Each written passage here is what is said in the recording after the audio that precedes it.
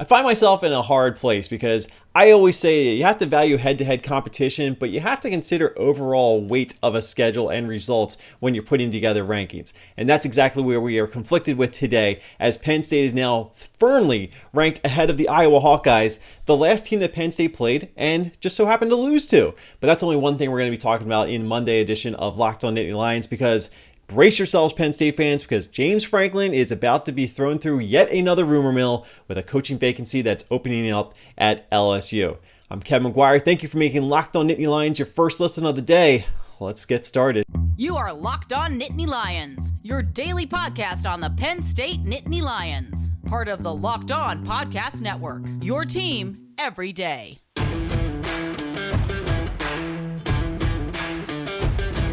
What's going on, everybody? Welcome into today's edition of Locked On Nittany Lions, your home for Penn State coverage across the Locked On Podcast Network.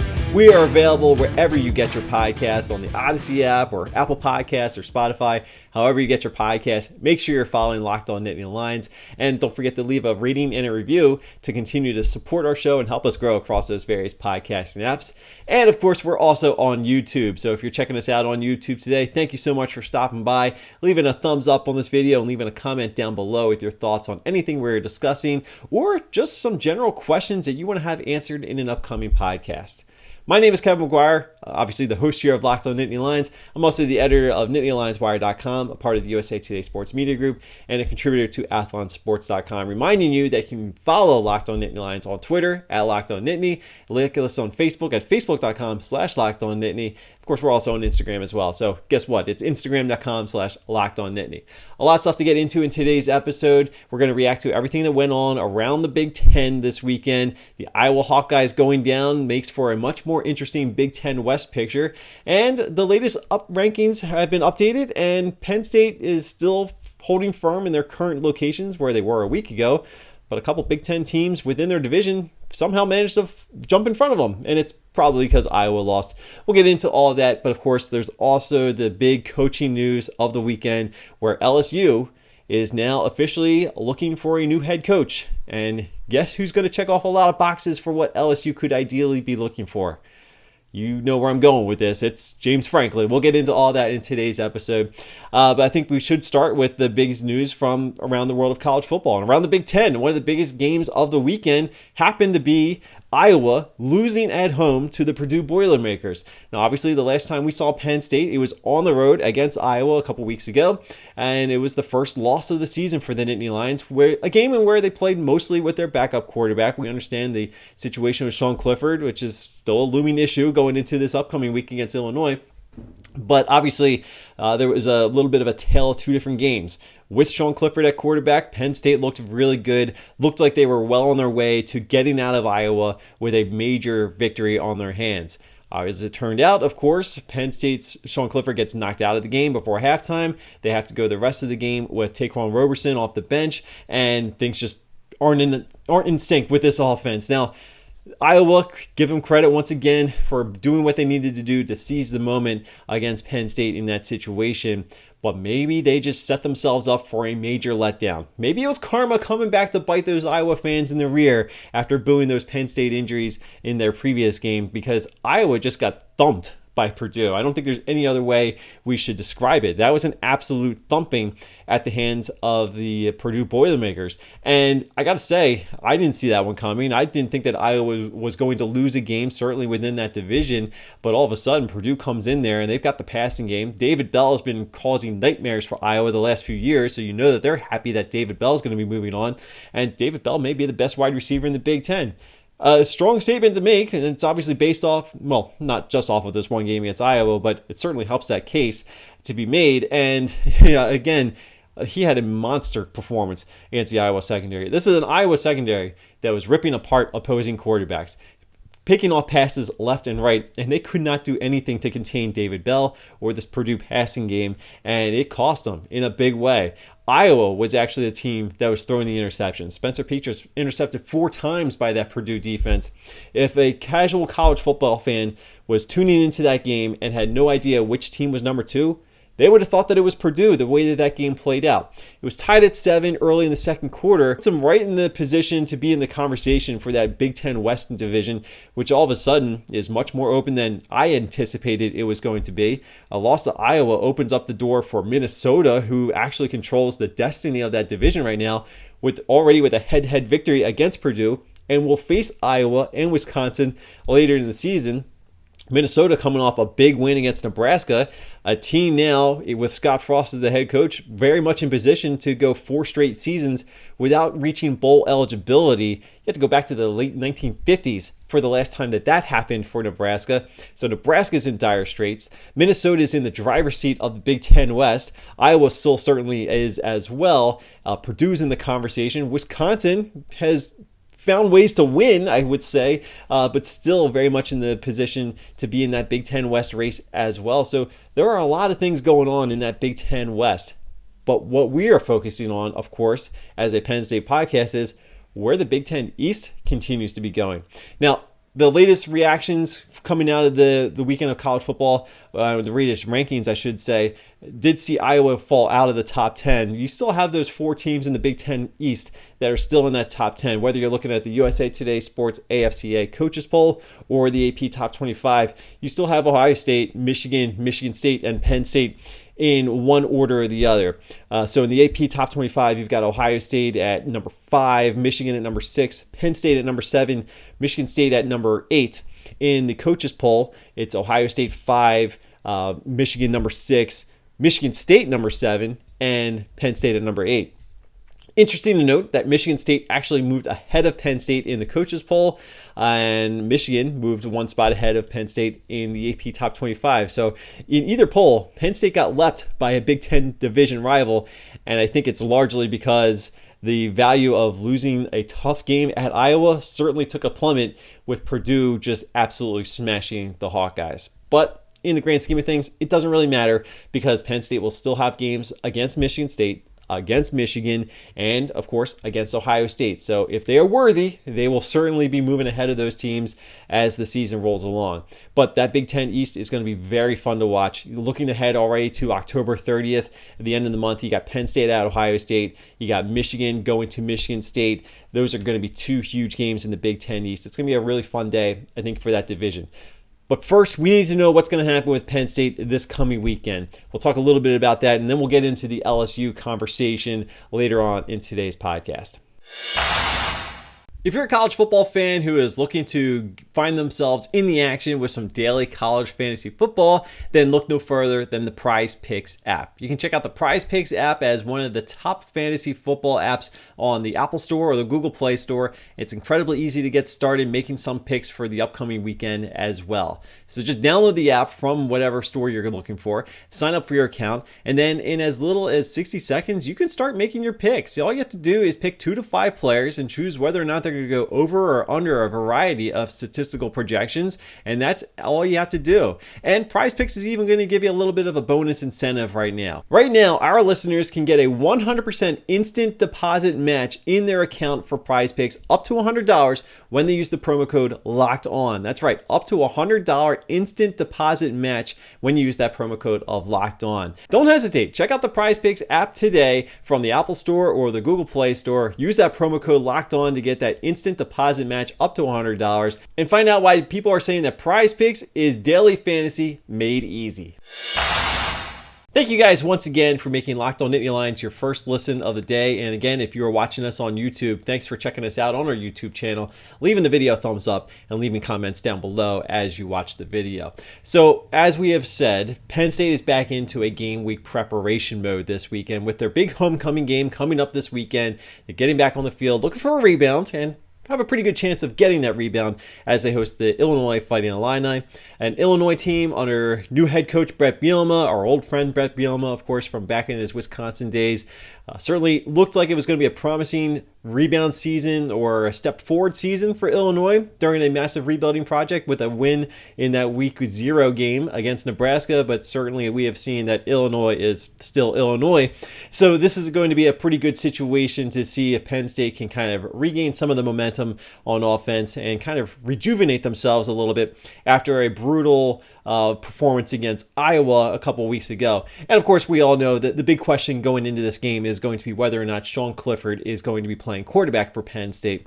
And I'm of the mind that Penn State shouldn't need Sena Clifford to get past Illinois. Even if this has to be a game that you win ugly on offense, you shouldn't have to rely on Sena Clifford much in this game. So if you are going to give Sena Clifford an extra bit of time to recuperate from whatever injury he has that he's working through, and having him more prepared and potentially ready for a big game at Ohio State coming up the following week, then by all means, let Sena Clifford rest this weekend. Don't even dress him in a uniform. Put him in street clothes on the sideline. Let him be a cheerleader and a kind of an assistant or kind of a coaching mentor type for Taquan Roberson or something.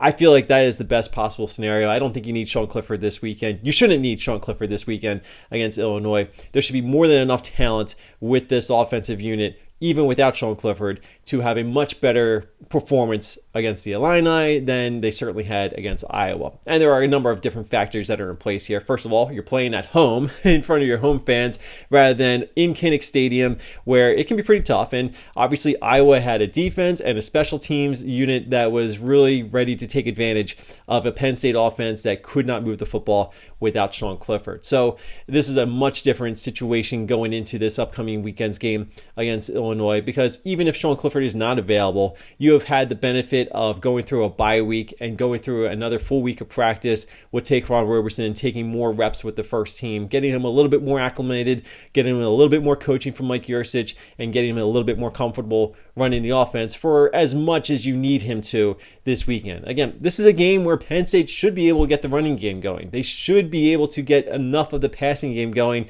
and I feel like having the extra time to really work with Roberson, getting him into the think of things, should benefit Penn State, and I don't think that there's really any reason to suspect that they're going to be in for much of a struggle this weekend against Illinois. Again, maybe you win ugly, and maybe that's okay, but really the grand picture here for Penn State is there's still a lot to play for. There is still a shot at a Big Ten championship. There's still a spot in the college football playoff that could be out there, and your best chance to accomplish any of those goals is by having Sena Clifford for the majority of the season. And this is a game. There aren't too many games like this, but this is one of those games where you can get by without having to rely on Sena Clifford.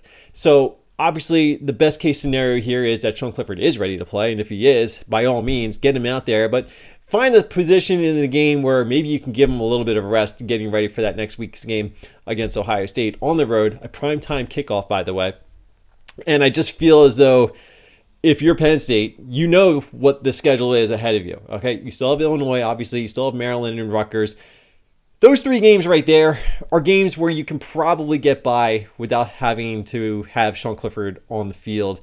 Probably more so against Illinois and maybe Rutgers than maybe Maryland. Maryland might be a little bit more of a problem if you don't have Sena Clifford, but you have Ohio State on the road, you got Michigan at home, and of course the regular season finale at Michigan State. And oh, by the way, those three teams I just mentioned, all still in the top 10 of the polls this weekend, or this week I should say, moving forward. So you know that you're in for a gauntlet as far as this Big Ten East is concerned. And the Big Ten East as a whole is going to be very fun to watch over the next couple of weeks. So we know that Penn State, Ohio State, and Michigan were off this past weekend. They're all going to be back in action this coming weekend. Michigan State did play. They played on the road against Indiana, and they had to fight for it a little bit, but they got out of there with an undefeated record. They're going into a bye week. So there is a very real possibility that in 2 weeks, we're going to have an undefeated Michigan going up against an undefeated Michigan State in East Lansing. And a one-loss Penn State could be going on the road against what should be an undefeated Ohio State. And that's going to be a massive weekend for the Big Ten East. Maybe a little bit of a separation there, potentially. And I just feel as though things are ramping up here. And if Penn State is going to have a legitimate case to come out of this very tough division right now, they have to have Sena Clifford healthy as much as possible for the biggest games remaining on their schedule. So I don't know what the status is for Sean Clifford. I don't know what the plan is for Sean Clifford. James Franklin doesn't reveal a whole lot of that information, and understandably so. This is something that he doesn't typically go deep into with regard to injuries, unless it happens to be a pretty significant, maybe season-ending injury, the way he has with PJ Mustipher, or at least confirming that he's out for the season. We haven't heard an update like that for Sean Clifford as of the time I'm recording this, so I guess that's good news, but again, it's still kind of a wait-and-see situation. And, maybe Penn State doesn't feel like they need to throw Sean Clifford in for a lot of practices last week and this week going into this Illinois game. Really take advantage of the opportunity to get your younger, more inexperienced backups a little bit more practice time, just in case you have to use them as well. So I don't know where we are. This is certainly something we're going to be watching all week long. We'll provide some updated commentary and updates as we get them. But as far as I'm concerned, Penn State shouldn't need Sean Clifford this weekend against Illinois. And if they don't have Sean Clifford, I'm not going to press any panic buttons because Penn State should win this game. Would they cover without Sean Clifford? That's a different story. But again, just win the game. That's all you got to do this weekend. Get ready. Come out of this coming weekend as healthy as you possibly can. You just got beat up against Iowa. Use this time with the bye week and what should be an easier game against Illinois. Get yourself as much as you are prepared for a big road trip to Ohio State. Not looking past Illinois, but that's the reality here. There are some big goals still ahead for Penn State. They need their key players like Sean Clifford to be as healthy as possible for the biggest games remaining on their schedule. So if you don't play Sean Clifford this weekend against Illinois, I think that that's okay. Ladies and gentlemen, the search for the best protein bar on the market is officially over, and that is because Built Bars are protein bars that taste just like chocolate bars. If it sounds too good to be true, well, you got to check them out for yourself. Head on over to BuiltBar.com and see the variety of flavors they have to choose from. There's a little bit of something for everybody, and right now you want to take advantage because the best flavor that I think is out there, cookie dough chunk, is now back. Yeah, that's right. By popular demand, one of their best-selling flavors is back on the market, but it is in limited supply. So you want to make sure you head on over to BuiltBar.com and place your order right now. You can use the promo code LOCKED15 and save yourself 15% off this cookie dough chunk Built Bars or any of the other awesome Built Bars that they have available for you. And don't forget to check out the nutritional facts as well, because most Built Bars are going to come between 130 and 180 calories, and between 3 and 5 net carbs. And if you compare that to some of the other nationally leading protein bars on the market, you will be amazed at just how far ahead of the game Built Bars have come.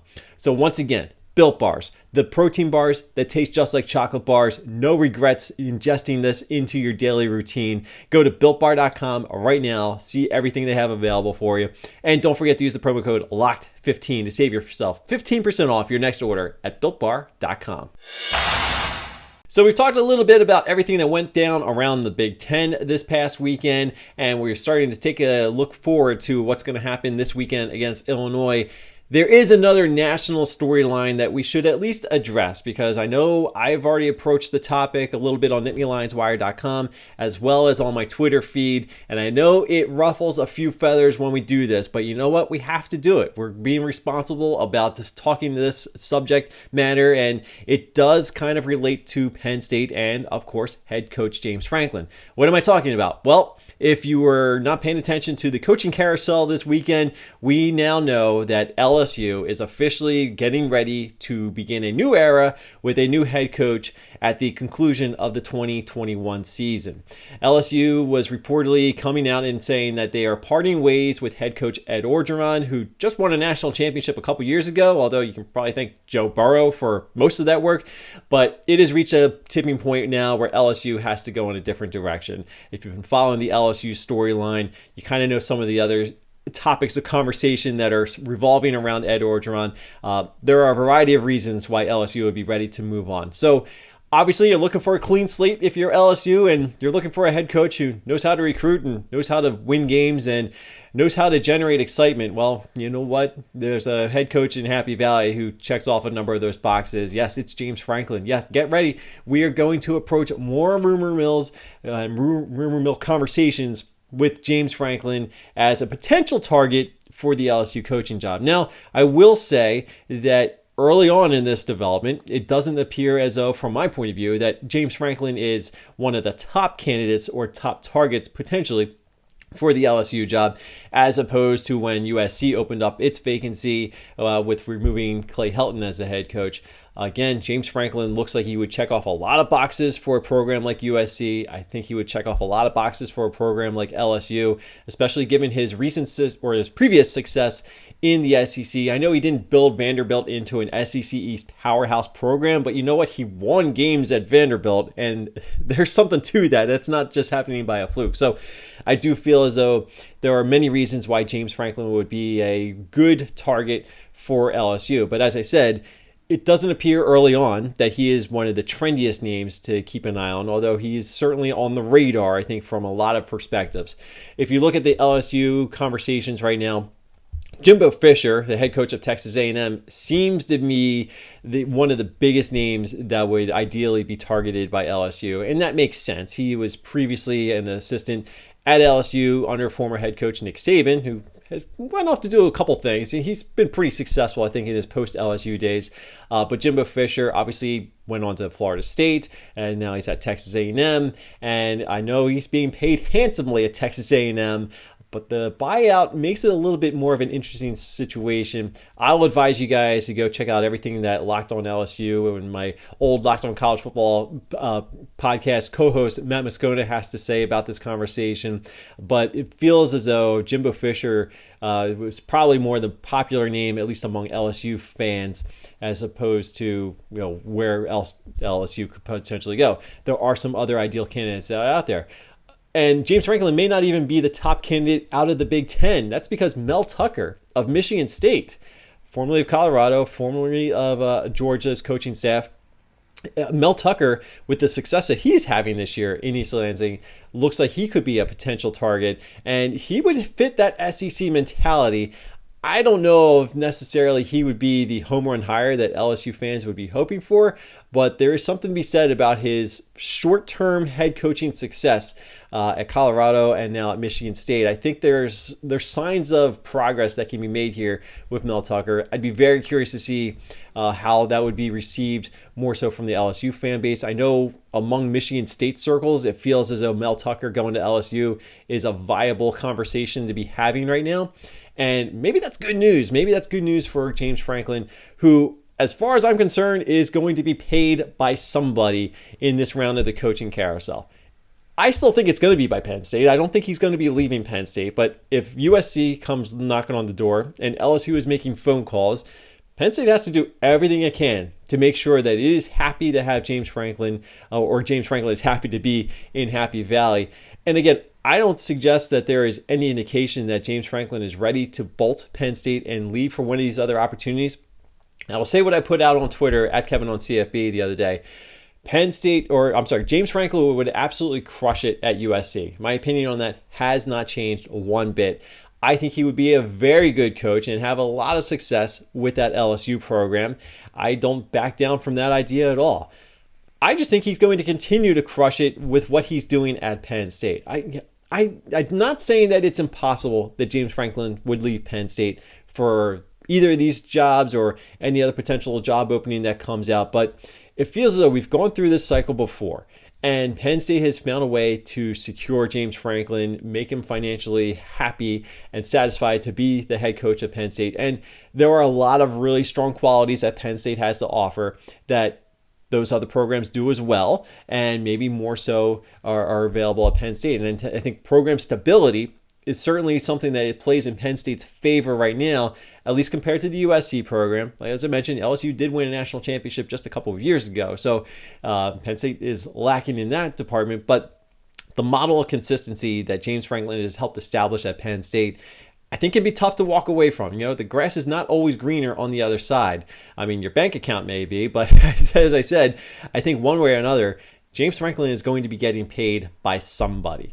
And I think if Penn State manages to keep James Franklin from leaving for another job, I think it's very likely that Penn State's going to have to find some way to make it a little bit more financially rewarding for him to stay at Penn State, not just for himself, but also his assistant coaches, and just continue to invest in the program.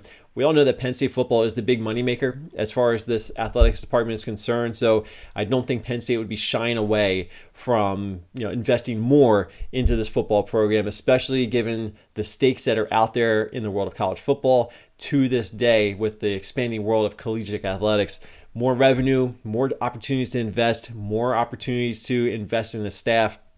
I think those are the kind of things that Penn State has at their advantage that they can look forward to moving forward. Because there's no question that James Franklin knows how to bring in assistants, because some of these assistants come in, they have some success at Penn State, and then they're going off and getting other jobs where they're moving up, which is a good thing. This is a good sign that James Franklin knows how to put together a good coaching staff. But I think finding ways to just continue to keep up with the powers that are always in the national championship conversation. If you're trying to get to that level, then first of all, you got to keep James Franklin around, because he has things going pretty well. And I know there are some naysayers, and I'm not saying that James Franklin is perfect. I will be one of the first to admit that he does have his flaws. We get that, especially on game day situations. But in the grand scheme of things, look at where Penn State is now on a regular basis compared to where they have been traditionally.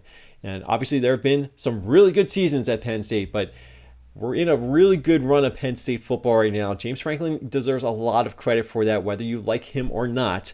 I think you have to admit that things have been going pretty well. Can he get you to the next step? That's the big question. But ultimately, you got a coach that has you in that conversation. That's a big, giant step forward. And I think Penn State would be in a tough spot if James Franklin were to leave. Penn State would be able to hire a coach. There's no question about that. But I just feel as though if they can find a way to keep James Franklin from going to USC or LSU this year, then Penn State's going to be ponying up a new Brinks truck really for James Franklin. And I think deservedly so. So James Franklin's going to get paid somewhere. Is it going to be USC? Is it going to be LSU? I think it's going to be Penn State. But again, this is just another coaching vacancy that is on the market. And don't be surprised if and when James Franklin's name gets thrown into the rumor mill, because I'm telling you right now, it's going to happen. And that's just the way things go. And it is a sign that Penn State is doing something good. Because if they have a head coach who's being thought of as a potential replacement at a program like LSU, which just won a national championship a couple years ago, that speaks very highly of your head coach and your program. I would like to see it continue in Happy Valley, but again, we'll just have to wait and see exactly what happens. But of course, we will be covering this story and so many other stories as we continue to move forward. Again, Penn State going into the second half of the season now. Homecoming game this weekend against Illinois, bringing out the greatness of or generations of greatness uniform. I broke down all the details of that over on NittanyLionsWire.com. And it's going to be a lot of fun getting back into the routine here. The schedule for the posting of these episodes might be a little off, but we're going to try and still have you with some fresh content every day. So a little bit of a delayed start to this week, but we'll see if we can make sure we've got that content still flowing for you. Again, thank you for making Locked On Nittany Lions your first listen on the Odyssey app or Apple Podcasts or Spotify, wherever you get your podcasts, wherever you're hearing my voice right now. Thank you for making us your first listen. If you want your second listen of the day, hop on over to Locked On Big Ten. I'm there on the Tuesday editions of the podcast, and we've got some things to go through, I'm sure, over there with Nate Dickinson. So make sure you check out Locked On Big Ten wherever you get your podcasts. And again, like us, they are on YouTube as well. So head on over to YouTube, search for Locked On Big Ten, search for Locked On Nittany Lions, give those channels a little bit of a subscribe, and give the videos a thumbs up, leave comments down below, and join the conversation that way. We did not have a YouTube comment of the day, but if you leave a comment in this video today, I will have those comments highlighted for you in the next episode of the podcast. You can follow us on Twitter at Locked On Nittany. Like our Facebook page at facebook.com/LockedOnNittany. We've also got that Instagram account at instagram.com/LockedOnNittany. And my name is Kevin McGuire. You can give me a follow on Twitter at KevinOnCFB. Check out all of my Penn State commentary over on NittanyLionsWire.com, part of the USA Today Sports Media Group. And of course, I'm a contributor to AthlonSports.com as well. Till next time, everybody, thank you so much for watching. Thank you so much for listening. And I will talk to you tomorrow. Have a great day. Go 1-0 today. Let's do it all again tomorrow.